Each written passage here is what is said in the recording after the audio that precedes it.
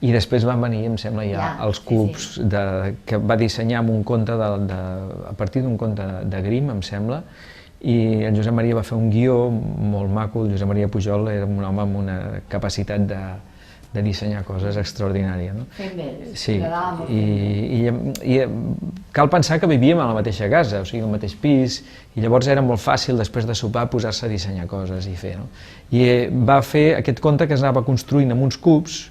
Els cubs, segons la forma, donaven una imatge a una altra o componien personatges. I va estar molt bé, i això es va representar unes quantes vegades. Sí, perquè els cubs els podies posar un damunt de l'altre o els podies obrir, no? I deixar-los oberts. Llavors amb això et permetia fer molts personatges, perquè de cubs en teníem, no sé... Un cada un. Sí. Sembla que era així, però era un exercici realment d'escenografia interessant. I d'aquí ja va passar a uns titelles que amb uns pots de Dixant venien a... Dixant és un sabó per roba, que anava amb uns tambors, en comptes d'anar amb unes capses eren rodons. Sí, que això no existeix ara, esclar. Això no existeix ara, s'ha d'explicar. Era rodó i llavors això anava molt bé perquè si és quadrat, de vegades topes amb les cantonades, no?